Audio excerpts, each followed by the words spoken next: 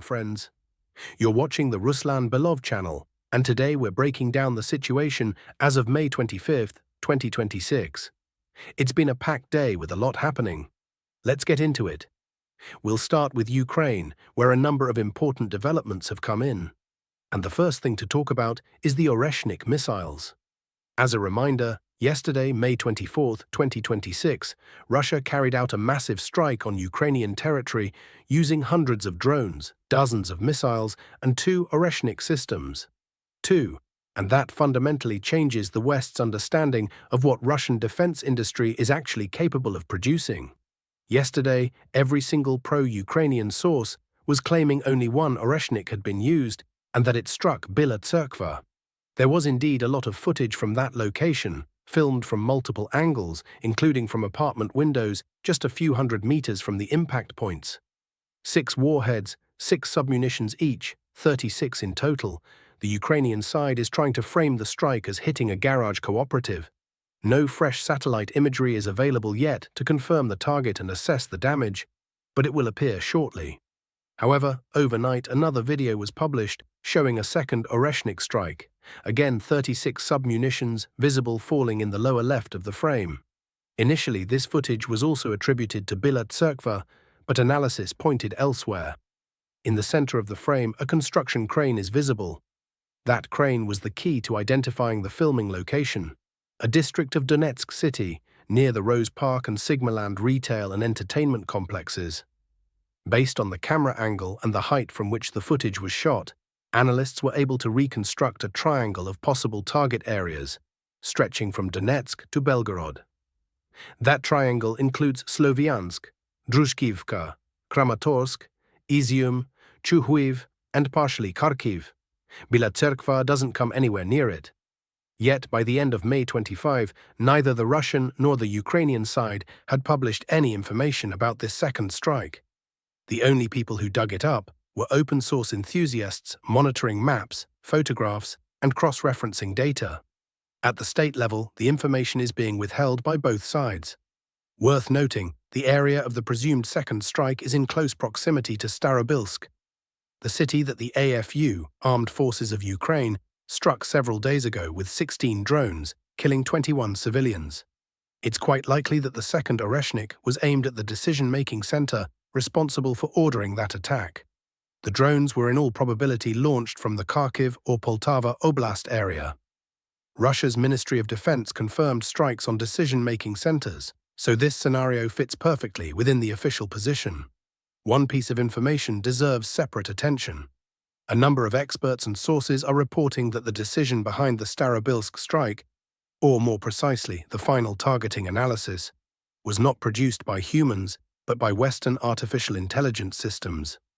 One of the executives of a company involved in this kind of military AI development visited Kiev just days ago, met with Zelensky, and documents were signed at the time.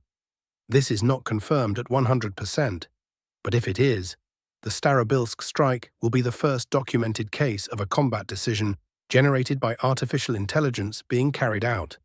The situation bears resemblance to what happened in Venezuela with Maduro.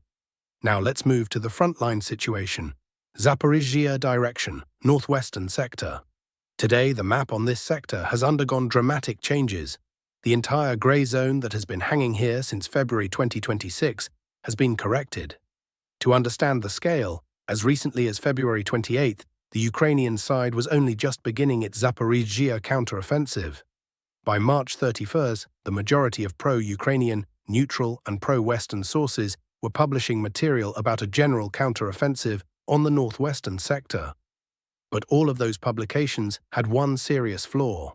Not a single piece of footage confirming AFU advances west of Kostiantynivka ever appeared. The area in question was the large pocket between Andriivka, Bratske, Otradne, Ostapivske, Danilivka, Privilne, Yehorivka, and Uspanivka.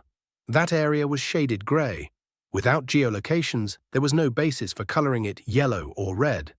Today, May 25th, that picture has changed. The corrections are based on footage published by the East Military Grouping. Around midday, they released a video showing Russian units conducting an active assault on AFU positions in the Pokrovsky area. As a result of that fighting, Russian forces establish full control over the settlement and raise flags in several parts of it. 3 flags are recorded in the footage, 1 in the southern or central section, 2 more in the northernmost and northwestern parts. It is on the basis of this footage and the official report from Russia's Ministry of Defense that a major map correction has been made. Pro-Ukrainian experts are in a state of considerable panic right now. Everyone is asking the same question: how did the East grouping even get into Dobropasov? The issue is that on the maps of the overwhelming majority of pro-Ukrainian and neutral mappers, the entire grey zone you see on screen was colored yellow. So everyone is asking, how did Russian units cover 20 kilometers without being detected? The Ukrainian side is now trying to push a damage control narrative.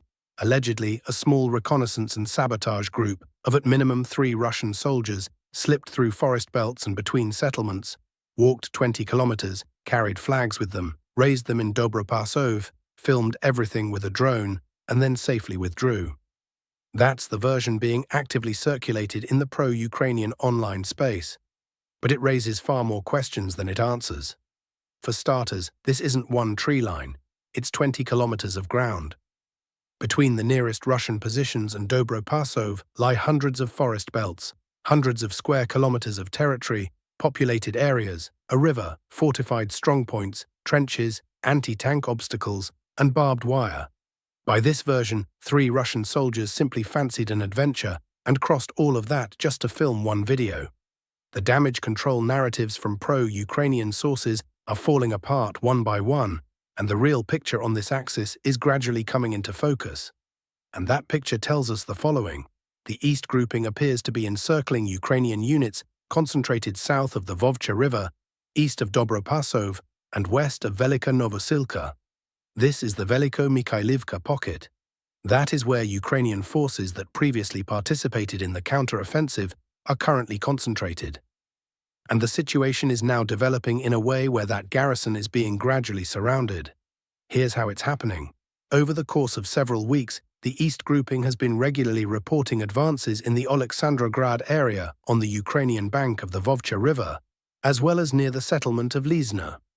Taken together, Dobropasov on one side, Oleksandrograd and Lizna on the other, a classic pincer movement emerges, with Russian forces squeezing Ukrainian positions in the pocket and the settlement of Velika Mikhailivka itself. A cauldron or full encirclement could form in the very near future. Given that news of fighting near Oleksandrograd and Lizny has been circulating for some time already, it's reasonable to assume the map wasn't updated deliberately. The East grouping was keeping the information under wraps for security reasons, while the Ukrainian side, naturally, had no intention of publicizing the loss of settlements either. A frontline collapse on this sector is possible in the near term. Moreover, given that flags have already been filmed in the northwestern part of Dobropasov, with soldiers standing openly in the street waving them, with no concern whatsoever about potential drone strikes, it can be stated with roughly 80% confidence that the front line has moved even further. Fighting is already underway inside Pokrovske and Oleksandrivka. The front line, by all indications, now runs along a new line, which creates a relative zone of safety around Dobropasov and makes it possible to film footage there.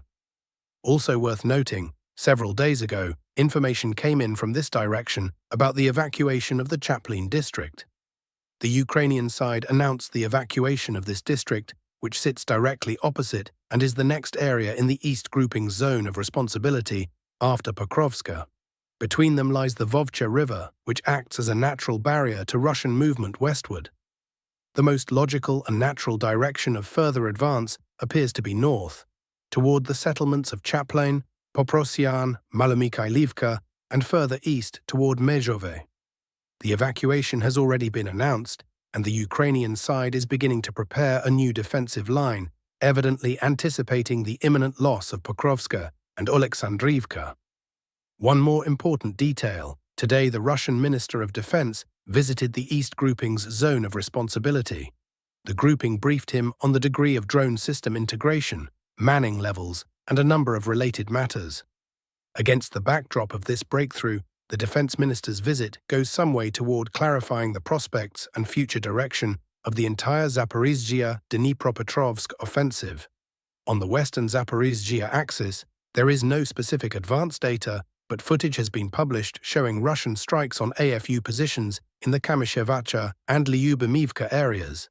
The strikes are aimed primarily at crossings and bridges, in other words, at logistics, with the aim of limiting the Ukrainian side's ability to move units towards Stepnohursk and Kostiantynivka sector. Today, the Ukrainian side published footage from which it is clear that over the past several days the Russian army has managed to significantly improve its positions. For context, this is what the map looked like on May 23, 2026. By May 24th, information came in confirming full control over highways H20 and H32 in the southern part of Kostiantynivka, with a correction made in the industrial zone area. Today, May 25th, several more videos of fighting inside the city have been published. Russian units have improved their positions in the Nuliovy district. Strikes are being carried out on the Dekorativny district. Footage shows the use of aircraft and aerial bombs against temporary AFU deployment points on this sector. Additionally, footage has been published of FPV drone strikes on forward Russian positions at the intersection of Chasovyaska and Medichna streets. These coordinates give grounds to believe that the Russian army is continuing to tighten the noose, advancing along the flanks and deeper into the settlement. Based on the current configuration, it appears that several cauldrons are already forming inside Kostiantynivka. One is located in the southwestern part of the city, another is likely forming in the south. The Russian army is actively pushing to close them off. As a reminder, last week there was information about advances in the Promislova Street area. If we take these corrections at face value, unconfirmed by geolocations but coming from reliable sources, then the corridor available for evacuation from the two cauldrons in the 92nd and 81st block areas is literally 1.1 kilometers wide. That corridor is almost certainly under full fire control and covered by FPV drones. If this information is confirmed, the front line here will begin to collapse within the next 10 days, with further movement toward Alexeyevo-Druzhkivka and then Druzhkivka. Not immediately, but the overall picture will become entirely clear. Northern directions. Kharkiv Oblast. A number of pro-Russian analysts are recording advances by Russian units and the recapture of Otradny. As a reminder, several weeks ago the Ukrainian side established control over this settlement. Today, information is coming in that the Russian army has entered it again. In addition, the logistics situation in the Kharkiv area itself is deteriorating. Today, Russian units established full fire control over a section of the ring road between Lizna and Bobrivka. Footage published by Russian sources shows dozens of Russian armed forces drones patrolling this stretch and striking any vehicle that attempts to use the road. Several days ago, the Ukrainian side already closed this section to civilian traffic, and by all appearances to military traffic as well. Russian drones are freely covering 20 kilometers and exercising complete control over this section of Kharkiv's ring road. For the city, this is a very alarming signal. The situation will only get worse. On top of that, footage published today shows effective Tornado-S strikes on warehouse and logistics facilities in the city. Sumy direction. Advances by Russian units are being recorded inside Ryazan. The map is being corrected based on the results of the past 24 hours. These changes suggest that a corresponding report from Russia's Ministry of Defense and the North Grouping will be issued in the near future. Advances are also being recorded in the Zapsilia area. According to these corrections, the Russian side may now control up to 60% of the village and is continuing its assault. Movement is also noted in the Tetkin area. The Russian side continues to push actively along the entire length of Sumy Oblast, along the full borderline, and in the area of Highway M02 as well. According to the latest data, fighting has already begun inside Bachevsk, the northernmost settlement in Sumy Oblast. The situation in Sumy city itself also deserves attention.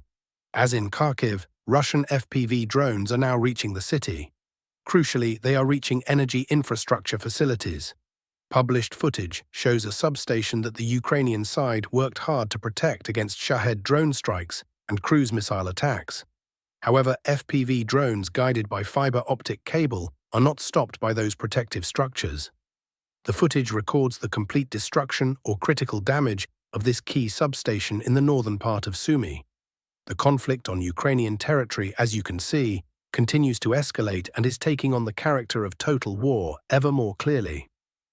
On top of everything else, today information has come in from the Ust-Luga area about a foiled terrorist attack.